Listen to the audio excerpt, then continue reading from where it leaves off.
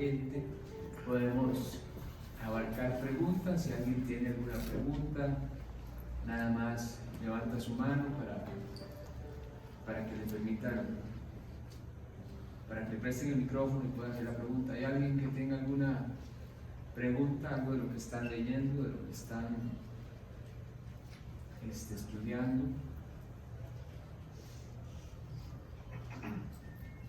¿No hay preguntas?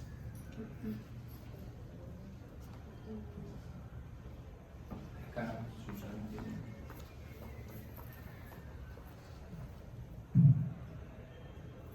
Buenas noches. Rudy, en Proverbios 18, 18:15,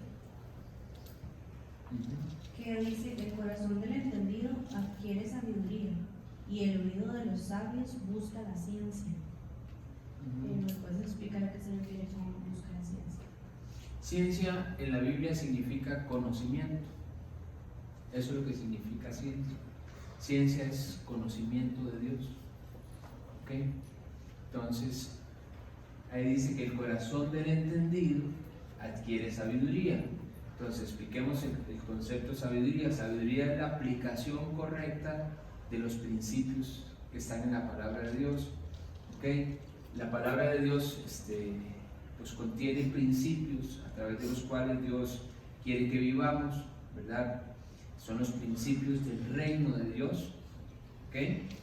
Que por supuesto Dios intenta que a través de ellos nosotros podamos vivir en una estructura de vida muy diferente de la que venimos antes de Cristo. Venimos de una estructura de vida donde pues nos gobernaban principios totalmente erróneos, contrarios a los de la palabra de Dios.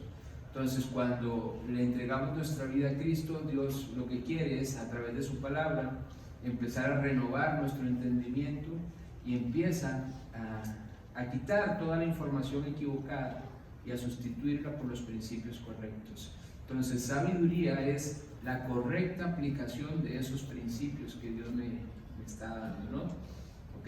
Que yo pueda en una situación, pueda juzgar la situación, pueda leer la situación y decir: ok, aquí lo que debo hacer según la Biblia es esto. Este es el principio que debo aplicar. Eso la Biblia le llama sabiduría. ¿Ok? Porque yo puedo tener conocimiento. ¿Ok? Puede una persona memorizarse la Biblia. Y porque tiene capacidad, no sé, de memorización, tiene memoria fotográfica, etc. Pero puede que no tenga sabiduría, porque cuando viene la situación, viene el problema o viene la crisis o lo que sea que está sucediendo, no sabe qué hacer o no da en el clavo, no tiene el diagnóstico correcto. Esa es la diferencia entre un buen médico y un médico regular, digámoslo así. El buen médico es aquel que siempre atina en el diagnóstico y sabe qué recetar y da en el clavo, ¿verdad? Otro médico, puede tener el mismo conocimiento, tiene el mismo título, estudió en la misma universidad, etcétera, pero generalmente tal vez no da el diagnóstico correcto. Entonces prueba una cosa, prueba la otra hasta que les logra llegar, ¿verdad? Pero la sabiduría es eso, la correcta aplicación de los principios. Y y ciencia es en sí el conocimiento. ¿Okay? Entonces dice: y el oído de los sabios busca la ciencia, o sea, el conocimiento. Poder conocer, tengo la información, ahora la sabiduría me va a permitir usarla de la manera correcta. ¿Ok? Entonces sí, tenemos que pedirle a Dios que nos dé oídos atentos a su palabra y a lo que Él me quiere hacer saber o hacer entender. ¿Ok? Entonces, es necesario que un creyente lea la Biblia, es necesario que un creyente memorice versículos, que memorice pasajes de la Biblia, ¿okay? Que tenga la información, y el Espíritu de Dios que vive dentro de cada uno de nosotros tiene el material suficiente para que, si mi condición espiritual es correcta y yo le estoy permitiendo al Espíritu de Dios gobernar en mi vida, el Espíritu de Dios me va a poder guiar. Va a tomar, dice la Biblia, que el Espíritu de Dios toma de todo ese material y me dice, ok, toma, usa esto. ¿Te acuerdas aquel pasaje, aquel versículo, aquella historia? Aquí tienes que usar ese mismo principio. Entonces el Espíritu de Dios, como si fuera el bibliotecario, es el que está buscando en la biblioteca de la mente cada versículo, cada pasaje o cada principio y me dice, esto es lo que tienes que hacer. Pero yo necesito estar en una relación cercana con Dios, cercana con Cristo, ¿verdad? Para que el Espíritu de Dios realmente tenga el control y me pueda guiar siempre, como dice la Biblia, a toda verdad. ¿Ok? Así mismo es que funciona. Bien. ¿Alguna otra pregunta?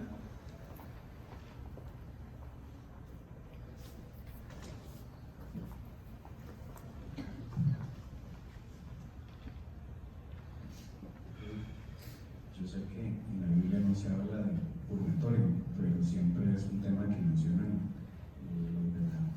los que profesan el catolicismo. ¿Cómo se aborda a alguien que tiene arraigado que esa es una de las maneras en las que ellos consiguen la salvación, ¿verdad? Dentro de su esfera. Sí, a ver, definitivamente lo estamos estudiando en este pasaje que nos hemos detenido del Evangelio de Juan, en el capítulo 3. Estamos viendo justamente cómo Jesús está teniendo un encuentro con un hombre llamado Nicodemo, ¿verdad? Que justamente es un hombre muy religioso. Dice el pasaje que es un principal de los fariseos, y los fariseos justamente era una secta que eran los más estrictos en el cumplimiento de la ley, de lo que decía la religión, el judaísmo, ¿ok? Pero estamos viendo también, y lo que hemos estudiado hasta ahorita, que la religión no guía a una persona a tener una relación con Dios. La religión no puede llevar a un hombre al cielo, la religión no puede hacer nada por el hombre, no cambia una vida tampoco, ¿verdad? Porque la religión, al fin de cuentas, es un invento del hombre. El principio de la religión se da justamente en Génesis, cuando Adán peca y Adán se da cuenta a causa del pecado de que él está desnudo, entonces se esconde de Dios y experimenta la vergüenza, entonces él se esconde. Además que el pecado siempre nos va a llevar a tratar de escondernos de Dios, como si Dios no conociera o no supiera lo que hicimos, ¿verdad? Entonces el pecado siempre aleja al hombre de Dios, es un principio definitivamente. Entonces Adán lo que dice, estoy desnudo, necesito hacer algo, ¿verdad? Para tapar mi pecado, tipificado en la desnudez. Entonces lo que se hace es un delantal de hojas de higuera, ¿ok? Y tapa su desnudez para tratar de tapar su pecado. Entonces, de ahí surge la definición de lo que es religión. Religión es el invento del hombre, a través del cual el hombre intenta tapar su pecado y calmar su conciencia, ¿ok? Creyendo el hombre que si cumple con una religión o si cumple con lo que esa religión le demanda, pues él está bien con Dios o está a cuentas con Dios de alguna manera, ¿ok? Entonces, otra característica que tiene la religión es que no se va a pegar a la Biblia. Prácticamente todas las religiones de alguna u otra manera hacen una combinación entre Biblia y otros inventos, tradiciones, y otras cosas que la gente fue adoptando como si fueran palabra de Dios, ¿ok? La Biblia es la palabra de Dios porque ahí Dios deja claramente expresa su voluntad, es lo que Dios dijo, por eso se llama la palabra de Dios, ¿ok? Bien, entonces, todo lo que esté fuera de la palabra, todo lo que no esté acá, no es palabra de Dios. Entonces, la Biblia, como tú mismo lo dijiste en el planteamiento de la pregunta, no habla de ningún purgatorio. La Biblia habla que hay dos destinos para el hombre, un cielo y un infierno. Dios dice en Deuteronomio 30:19, mira que os he puesto delante la vida y la muerte. Habla de dos caminos nada más, la vida o la muerte, la bendición o la maldición. Y Jesús dice, Dios dice, escoge pues la vida, ¿ok? Que la vida es, como lo sabemos, es Cristo. Jesús dijo, yo soy el camino, la verdad y la vida. La vida es ese camino, es esa persona llamada Jesús que me puede llevar a tener una verdadera relación con Dios y que me da, a través de lo que Él hizo, el boleto para yo poder entrar al cielo, el boleto para ser perdonado, para ser salvado y para entrar justamente en una relación con Dios. ¿Ok? Ese es el camino que Dios estableció en la Biblia. Jamás fue el camino de la religión, ¿verdad? Entonces, la persona honesta, ¿verdad? Porque hay personas que pueden tener información, como lo veíamos igual en este estudio que estamos dando del Evangelio de Juan. Veíamos como Nicodemo llega donde Jesús y le dice, sabemos, ¿verdad? Utiliza ese término, sabemos, que al final de cuentas eso siempre se convierte en una barrera para el hombre, porque el hombre ha adquirido un montón de conocimiento, un montón de cosas que fue adoptando de tradición religiosa, costumbres, etcétera, cosas que escuchó y cosas que de alguna manera las hizo suyas y se establecieron en la mente de la persona, ¿ok? Cosas que nunca la gente cotejó con la Biblia, realmente a ver si eso que había escuchado o que había adoptado era realmente lo que Dios decía. La gente no va a la fuente donde puedo encontrar seguridad. Podemos poner ahí segunda de Pedro 1:19, por favor. La gente no va a la fuente de la revelación divina, a la fuente correcta que es la Biblia. Dice ahí, tenemos también la palabra profética más segura, a la cual hacéis bien en estar atentos como una antorcha que alumbra en lugar oscuro, hasta que el día esclarezca y el lucero de la mañana salga en vuestros corazones. Pero dice la palabra profética más segura. Yo puedo tener seguridad que aquí está la verdad. Jesús dijo, el cielo y la tierra pasarán, mas mi palabra no pasará. Yo puedo tener seguridad que Dios no miente, de que Dios no va a fallar y que si Él dijo algo es porque así es, ¿verdad? Puedes poner el 20. Dice, entendiendo primero esto, que ninguna profecía de la Escritura es de interpretación privada. No es cierto que le podemos dar diferentes interpretaciones a lo que dice la Biblia. No, Dios dijo una cosa y eso es lo que quiere decir, ¿verdad? El 21 dice, el 22, perdón. Ok, ya lo puse el 21, sí. Porque nunca la profecía fue traída por voluntad humana, ¿ves? Aquí está la diferencia. Este libro fue inspirado por Dios. Fue Dios mismo quien dijo a los hombres, inspiró a los hombres que la escribieron, fue el que dictó de alguna manera o puso en sus corazones qué poner, qué escribir. Entonces, el verdadero autor del libro es el Espíritu de Dios, ¿ok? Dice, sino que los santos hombres de Dios hablaron siendo inspirados por el Espíritu Santo, ¿ok? Entonces, yo le tengo que explicar a la persona que ella tiene que decidir: o vas a creer en lo que escuchaste, en lo que aprendiste de tu tradición religiosa, o te das la oportunidad de poder exponer tus oídos, tu corazón a la verdad de la palabra, a donde Dios intenta revelarse a la vida del hombre, a través de la cual Dios intenta revelarse a la vida del hombre y hacerle entender realmente su voluntad, hacerle ver cómo es que él puede tener una relación verdadera con él, ¿no? Y entonces cuando la persona de manera honesta viene a la Biblia y dispone su corazón, sus oídos, su mente a escuchar, si Dios ve que hay un corazón honesto y un corazón dispuesto a querer conocer la verdad, Dios se la hará saber. La Biblia dice que el que quiere conocer la verdad, la hallará. Entonces, ahí es donde Dios, al ver un corazón así, le revela a través del Espíritu de Dios, le revela la verdad, ¿verdad? Y esa es la manera en que la persona pues puede nacer de nuevo y empezar una relación con Dios. Podemos buscar, creo que era Juan 7:17, creo que es.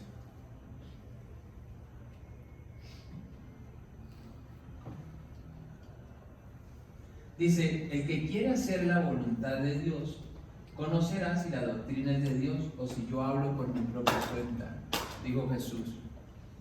El que quiere conocer la voluntad de Dios, la va a conocer, ¿verdad? Eso es así, Dios se la hará saber a la persona. Entonces, así es como yo abordaría un caso así, diciendo, ok, ¿quieres ver lo que Dios dice? Lo que realmente dice Dios en su palabra, pues yo te explico. Y ya le explicas exactamente cómo esa persona puede nacer de nuevo y la guías y le haces entender que la Biblia habla de un cielo y un infierno y que Dios no quiere que ninguno perezca, Dios quiere que todos procedan al arrepentimiento, que todos se puedan salvar. Y le explicas cómo es que se puede salvar. ¿Ok? Bueno, ¿alguna otra pregunta? Cada uno, don Eric, licenciado. Rudy, buenas noches. Quisiera, si es factible, he estado leyendo Job y va muy de la mano, tal vez no va de la mano, sino que algo que me he determinado a procurar es tener gratitud en todo momento, ¿cierto? Y al leer Job y ver la contienda tan fuerte que él tiene en su momento, producto de todo lo que le sucede, pues es una situación que lo confronta muy mucho. Entonces, para ver si me amplias un poquitito más la situación con respecto a la gratitud y de cara a lo que sucede en el libro de Job. Sí, a ver, ok, el libro de Job explica muchísimas cosas, ¿verdad? Son muchísimos detalles. Yo pienso que Dios permitió todas esas cosas en la vida de Job por dos razones. Una, obviamente por el trato personal que tiene Dios con cada uno de sus hijos, y Dios tenía algo que tratar con Job. Y además creo que Dios lo dejó como un testimonio para todos nosotros, ¿verdad? De poder entender de que Dios está detrás de todas las cosas, de que Dios está detrás de aquellas cosas que parecen no tan cómodas o no tan agradables, que se conoce como pruebas, ¿verdad? Ese libro nos hace entender de que que Dios siempre tiene un propósito. Job fue un hombre que nunca halló un despropósito en todo lo que le estaba sucediendo. Job estaba muy claro de que todo lo que sucedía en su vida era permitido por Dios. Por eso él decía, recibiremos de Dios lo bueno y no lo malo, ¿verdad? Él usó eso, esas palabras solo podían salir de la boca de un hombre que estaba lleno de la gracia de Dios y que estaba viendo a Dios detrás de todas las cosas, ¿cierto? Entonces, Job está pasando por todas estas cosas, todas estas pruebas. Como te digo, Dios tiene un propósito, hay algo que Dios está tratando con Job. Job era un hombre muy recto, era un hombre muy correcto en sus cosas, pero eso lo llevó a algo que le puede suceder a una persona que cree que está haciendo las cosas muy bien y se las empieza a creer él mismo, de alguna manera. Entonces Job perdió un poco la perspectiva, olvidó que todo lo que él recibía y tenía era por gracia, que nada era por él. Entonces Job empezó a vivir en justicia propia, creyendo que él era merecedor de algo, que él, por las cosas que hacía, por su bondad, por su rectitud, etc. Y Job llegó a perder la perspectiva de realmente reconocer o entender que nada es por nosotros, sino que Dios es el que hace todas las cosas. Entonces hay una parte en el libro de Job donde Job casi que entra en contienda con Dios, y entonces Dios le dice, ok, te voy a hacer una pregunta, nada más, una pequeña pregunta. ¿Dónde estabas tú cuando yo creaba todas las cosas? Yo me imagino que Job se sintió de este tamaño y dijo, sí, ya entendí, ¿verdad? O sea, no soy nadie, ¿no? Todo se lo debemos a Dios. Dios es el que hace todas las cosas. Entonces, las principales enseñanzas del libro de Job creo que están por ahí. Uno, entender que hay un propósito detrás de todas las cosas, que es el mismo Dios quien propicia las cosas, porque si te acuerdas, al principio se da una conversación entre Dios y el diablo, donde el diablo, donde Dios le dice: no has considerado a mi siervo Job, hombre tal, etcétera, ¿no? Entonces se da esa conversación y es Dios el que permite y el que dice: ok, tócalo, pero no toques su carne, o sea, no lo mates. Entonces toca sus cosas. Entonces Dios es el que da el permiso. Dios es el que va a dar el permiso en cada situación que estamos viviendo. Entonces, ahí es donde yo tengo que grabarme la premisa de que Dios está detrás de todo lo que sucede en mi vida. Nada se le escapa a Él. Nada. Como decía la persona que me enseñó a mí la Biblia, no es que Dios era un anciano, es un anciano de pelo blanco y se le olvidan las cosas y que de repente se descuidó, ¿no? Él es Dios, Él es omnisciente, Él está en todo momento. Dice la Biblia que Él decidió fijar sus ojos sobre mi vida. Nada de lo que sucede en mi vida se le escapa. Todo está dentro de su voluntad y de su plan. Entonces, eso pienso yo que debe ser lo primero que yo debo entender y que debo adoptar en mi vida. ¿Ok? Y por supuesto, de que no nos pase la de Job, de que queramos vivir en justicia propia. Entonces tenemos que reconocer que Dios es el que hace todo y que nos da todo. Nada es por nosotros, ¿verdad? Es su gracia sobre nuestra vida. Nos salvamos por gracia. Si hacemos cosas correctas es por su gracia, porque Él es el que produce en nosotros el querer como el hacer, por su buena voluntad, porque Él es el que me hace entender, me hace saber las cosas a través de su Espíritu. Todo lo hace Él. Él es el autor y el consumador de la fe. Todo es por Él. Y por supuesto eso debería llevarme justamente a una actitud de gratitud constante, ¿verdad? Reconociendo su amor, reconociendo su cuidado, reconociendo sus misericordias que son nuevas cada mañana, sus favores, etc. Y por supuesto debe estar nuestro corazón lleno de gratitud y tenemos que estar expresando esas alabanzas a Dios, dándole gracias por todo, ¿verdad? Dice, si pones ahí el Salmo 103, dice que no debemos olvidarnos de ninguno de sus beneficios. Vamos a leer los primeros versículos del Salmo 103. David dice ahí: bendice alma mía Jehová y bendiga todo mi ser su santo nombre. Bendice alma mía Jehová y no te olvides de ninguno de sus beneficios. Entonces, ¿cómo no olvidarnos de sus beneficios? Pues reconociendo todo lo que Dios nos da y todo lo que hace por nosotros. Desde que nos levantamos, desde que puedo abrir mis ojos, ya eso es una bendición, ya eso es un beneficio.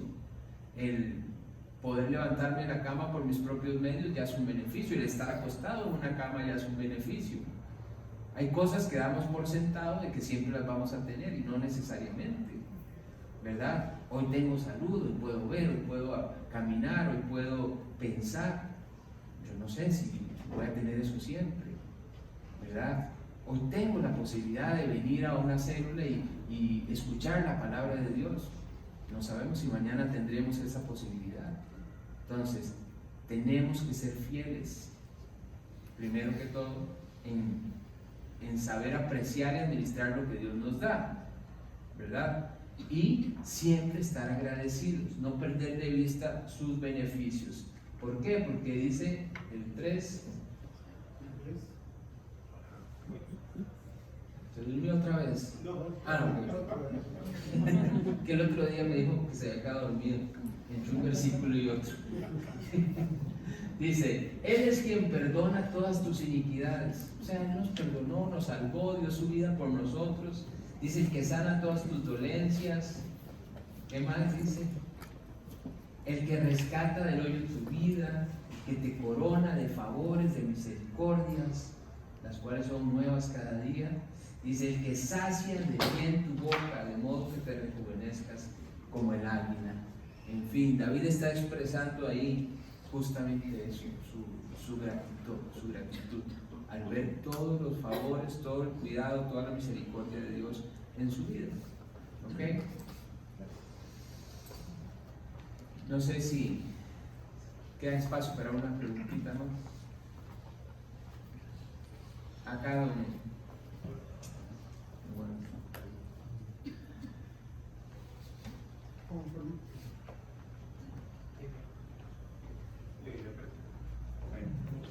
Ahí está. Cuando Job, después que sus hijos hacían las fiestas, él iba y hacía sacrificios por sus hijos, por si hubieran pecado o no. ¿Qué cuidado debemos de tener nosotros en cuanto a querer tomar una posición que solo Dios es el que tiene que... nosotros como papá podemos querer de que Dios guarde a nuestros hijos, pero los errores de nuestros hijos los tendrán que enfrentar delante de Dios ellos solos. Sí. No es así. Porque si no, yo estoy metiendo en el trato de Dios con mi hijo. Yo puedo decir, Dios trata con él, más bien, para que él honre y glorifique tu nombre conforme a lo que se ha enseñado. Y cuál es la posición y qué cuidados tenemos que tener en eso. Sí, bueno, la responsabilidad con los hijos, por supuesto, es instruirlos en los caminos de Dios, pues desde pequeños, ¿no? Dice la Biblia, instruye al niño en su camino y aun cuando fuere viejo no se apartará de él. Entonces, nuestro trabajo empieza desde esa edad, ¿verdad? Hay estudios que dicen que yo voy a poner todos los principios, todos los fundamentos en los primeros años de la vida del niño, tal vez en los primeros 5 años. Ahí yo puedo poner todos los fundamentos. Ahí es donde yo le tengo que empezar a explicar, lo tengo que empezar a guiar, a enseñarle que hay límites, a enseñarle que hay consecuencias cuando hace algo equivocado, donde lo tengo que empezar a instruir, ¿verdad? De acuerdo a la palabra. Luego, por supuesto, la oración de un padre siempre será fundamental y será necesaria, y además yo pienso por experiencia propia que va a ser poderosa, ¿verdad? Un padre que lleva la vida de sus hijos a la presencia de Dios es un buen padre. Yo, como les he contado, yo vengo de un hogar donde mi madre es creyente y sé que mi madre oró por mí desde que yo nací, desde antes. Mi abuela tiene 96 años y tiene 70 y resto de años de ser creyente, también sé que oraba por mí. Y seguramente no me hubiese salvado o Dios no me hubiera guardado de un montón de cosas a no ser por las oraciones de ellas, ¿verdad? Entonces, las oraciones de un padre por un hijo son necesarias. Yo tengo que entender que yo tengo un niño de 9 años y tengo una niña de 6 años. Y yo sé que allá afuera hay una batalla espiritual por la vida de ellos, donde el diablo va a hacer todo lo posible por robar el alma de sus chicos. Y aunque ellos ya hicieron una oración y entienden el plan de salvación, yo no sé si realmente ya nacieron de nuevo, ¿verdad? Puedo intuir que sí, ¿verdad? Por algunas cosas, cambios, etcétera, pero estoy seguro que llegará un momento donde ellos tendrán que confirmar, ¿verdad? Ya cuando estén más grandes, ellos tendrán que tomar la decisión de seguir al Dios de su padre, ¿verdad? El que yo les he mostrado o he tratado de mostrarles con mi vida, etcétera, tratando de instruirlos, de guiarlos, pero sobre todo permitiéndoles ver una vida, ¿verdad? Entonces, ese es mi trabajo, orar por ellos, cuidar yo mi propia vida para que mi vida sea un ejemplo para ellos. Juan 5:19 dice que nada puede ser el hijo por sí mismo, sino lo que ve hacer al padre, ¿ok? Pero, no sé, yo no dudo que Job siempre fue un hombre entregado, siempre fue un hombre correcto, pero sus hijos igual tenían que tomar su decisión. Sin miedo. Más que todo es por esto. Digamos, cuando se hace el sacrificio, el cordero toma mi posición, la persona que presentaba el sacrificio ponía la mano sobre el carnero y se degollaba, porque este estaba siendo mi sustituto. Sí. Porque ellos están bajo el tiempo de la ley. Yo sé que un padre también es el sacerdote de la casa, porque el sacerdote presenta la sangre por el pecado del pueblo y por sí mismo. Pero en ese caso, el papá no es que estaba justificando lo que hacen los hijos. No, pienso que estaba apegándose a la ley, a lo establecido, ¿verdad? Pero vámonos a la parte práctica, a la parte nuestra. Entonces es lo que estoy tratando de utilizar, valiéndome de tu pregunta, porque sé que aquí hay padres y sé que aquí hay personas que están criando hijos. Entonces me voy más a la parte práctica acá. Entonces, como padres, eso es lo que podemos hacer, lo que acabo de explicar. Ya cuando están más grandes, digámoslo así, ya cuando la flecha se soltó, porque la Biblia dice que los hijos son como saetas, ¿no? Como flechas, ¿ok? Entonces llega un momento que el padre tiene a su hijo, que es la flecha, y el padre tiene que ver hacia dónde va a direccionar la vida de ese muchacho, hacia qué va a apuntar o hacia dónde va a apuntar, ¿ok? Entonces, ¿hacia dónde tiene que apuntar un padre? Hacia que el niño conozca un día a Cristo, hacia la cruz, direccionar su vida hacia ahí, ¿sí? Alguien puede decir, no, yo voy a apuntar a que tenga una buena educación, a que tenga una carrera exitosa, a que esté en la mejor universidad. Sí, perfecto, pero yo conozco muchísimas personas con títulos, doctorados, maestrías, con vidas destruidas por el pecado, con hogares destruidos, en drogas, etcétera, gente estudiada, gente preparada. Entonces, eso me debería hacer pensar si ese es realmente eso es lo que les va a traer el éxito a sus vidas o la plenitud a sus vidas, que es lo que todo hombre busca, plenitud.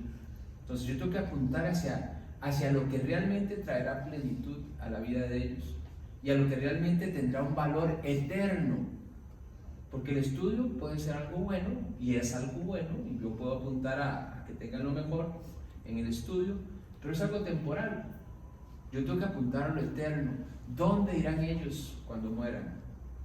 Entonces yo tengo que apuntar a que ellos conozcan a Cristo. Entonces los voy a instruir, les voy a mostrar una vida, voy a orar por ellos. Eso es lo que yo tengo que hacer. Cuando ya estén más grandes y la flecha se soltó, ¿verdad? La flecha va a agarrar hacia donde yo apunté, ¿ok? Pero ya ahora sí, ya el muchacho tiene que asumir también su responsabilidad y él un día va a tener que tomar su propia decisión, ¿ok? Entonces yo como padre tengo que hacer el mejor trabajo posible, pero el chico en algún momento va a tomar la decisión. ¿Qué puedo hacer yo como padre ya cuando están más grandes? Estorbar al pecado, eso sí, estorbar al pecado. Mientras el niño o el muchacho esté bajo el techo de nuestro hogar, pues van a haber reglas en la casa, van a haber reglas de familia, cosas que yo puedo implementar donde yo voy a estorbar, ¿ok? Llegará un momento en que yo tengo que ya dejarle su vida a Dios, pero en lo que yo pueda voy a estorbar al pecado, no voy a ser permisivo, digámoslo así, ¿ok? Hasta donde se pueda, porque ya hay un momento donde ya el hijo tomó su camino y el padre lo único que le queda es seguir orando, doblando rodillas por la vida de ese muchacho, ¿ok?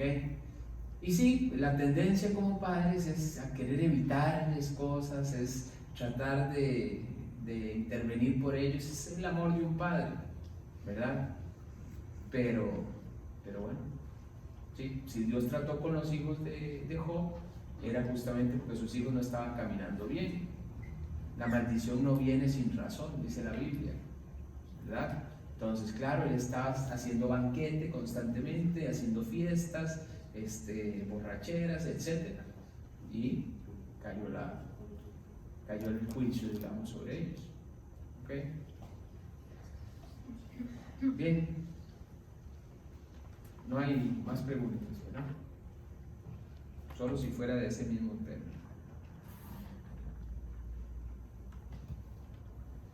Vamos a